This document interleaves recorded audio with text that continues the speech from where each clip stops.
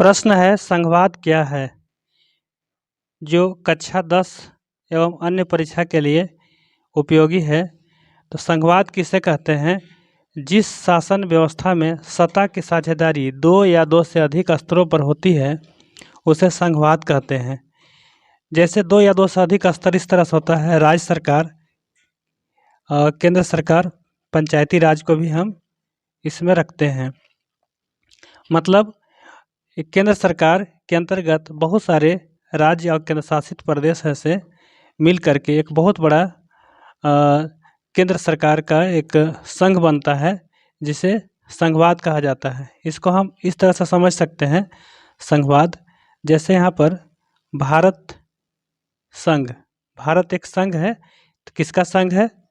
बिहार का है, झारखंड का है, केरल का है, दिल्ली का है, जम्मू कश्मीर का है। मतलब 28 राज्य और 8 केंद्र शासित प्रदेश, ये सभी का मतलब ये भारत संघ के रूप में से जाना जाएगा। तो संघवाद के मतलब ये हुआ कि जैसे यहाँ पर देखते हैं, कभी कभी हम लोग समझ लेते हैं कि सारा शक्ति केंद्र के पास है। नहीं, मतलब भारत के संविधान में या जहाँ पर संघवाद की व्यवस्था है वहाँ पर आपको सबका अलग अलग पावर होता है। मतलब शक्ति का प्रयोग राज्य सरकार भी विशेषाधिकार इसको होता है, जहाँ पर केंद्र इसको वंचित नहीं कर सकता है उस शक्ति को प्रयोग करने में। और केंद्र सरकार तो अपना शक्ति का पावर जो संविधान में दिया गया है वो तो करेगा ही। और पंचायती राज व्यवस्था में भी आपको ऐसे संवैधानिक अधिकार दिया गया है जिस अधिकार को सरकार भी वंचित नहीं कर सकती है। तो चलिए हम देखते हैं कि विश्व में कौन कौन सा देश में संघीय शक्ति है, मतलब संघीय व्यवस्था स्थापित है। आप यहाँ पर देख रहे हैं जो रेड कलर का जो नक्शा है, यहाँ पर देखिए कि रूस जो दुनिया का सबसे बड़ा देश है जहाँ पर संघीय व्यवस्था है। अब भारत यहाँ पर है, इसको हम लोग जानते हैं। ऑस्ट्रेलिया है, और यहाँ पर देखिए ब्राज़ील है, ब्राज़ील भी, अर्जेंटीना है, कनाडा भी बहुत बड़ा देश है, संयुक्त राज्य अमेरिका, यहाँ पर आपका संघीय व्यवस्था है।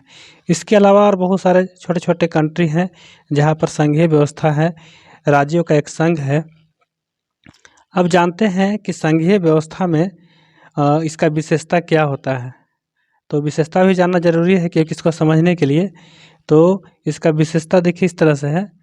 विशेषता पहला है दो स्तरीय सरकार, मतलब यहाँ पर दो स्तरीय होती है, एक केंद्र में एक राज्य में होती है, और दोनों का विशेषाधिकार होता है। शक्ति का वितरण दोनों को दिया हुआ है, रहता बटा हुआ रहता है।